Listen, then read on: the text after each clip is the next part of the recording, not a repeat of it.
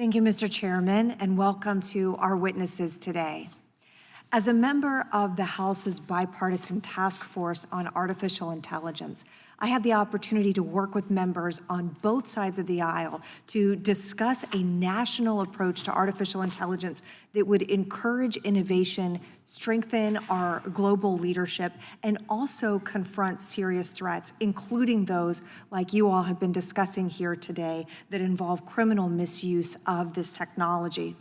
Today's hearing, among other things, highlights one of the most urgent of those threats, which is the exploitation of children through AI. From synthetic child abuse materials to predatory chatbots to real-time location spoofing, we're seeing criminals use AI to expand both the scale and sophistication of their crimes. But AI can also, we know, be part of the solution. In cases like Operation Renewed Hope, AI helped federal agents identify and rescue minor victims who might otherwise have never been found. So one of the things that we're interested in doing is ensuring that law enforcement, child protection nonprofits, and trusted partners in the private sector have access to effective, responsible AI tools and the legal clarity to use them.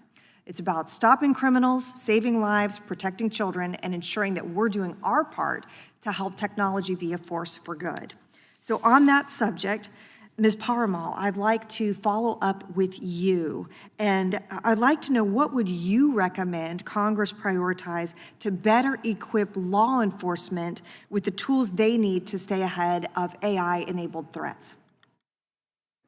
Well, first of all, thank you so much for the question. I think a few things come to mind. One is strengthening public and private partnerships. I think the more that we have the opportunity to share information across industry and government, what the threats we're seeing is incredibly helpful. I also think making it easier to share technology and share the innovation. I think, frankly, it can sometimes be difficult, especially as small businesses trying to figure out how to share that technology, which makes a delay, so that as you have a new way that we can maybe find something like trafficking or better detect AI-generated harm, it can be difficult to then deploy that. So I think anything that is to improve that public-private partnership would be incredibly helpful. And are there specific legislative or funding priorities that you or your clients have identified that you think would be impactful? Yeah, I think so. A few things that are kind of we see with our clients. One is there's a big challenge to identity in terms of online identity. So AI-generated agents can more explicitly scrape, use websites for fraud. And then on the other side, you also see things like ID fraud, where people are using this to hide their identity and commit online crimes. I think that's an area that the industry is generally trying to adapt and respond to, because that's how so much of fraud and scams and extortion is then carried out. I think another thing that comes to mind is to the earlier point on innovation. If it's easier to kind of share and collaborate, that would be, I think, incredibly helpful for us in the private sector.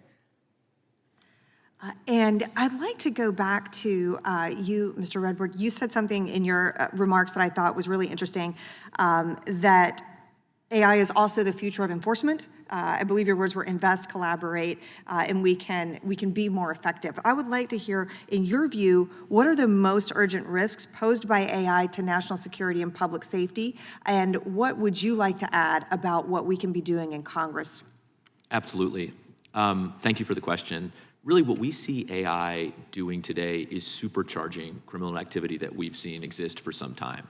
So now you don't need ransomware affiliates, because you can have AI agents that are automatically deploying malware.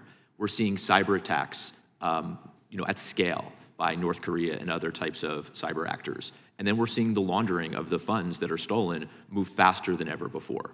As I mentioned in my testimony, we've seen a 456% increase from last year in scam activity involving AI.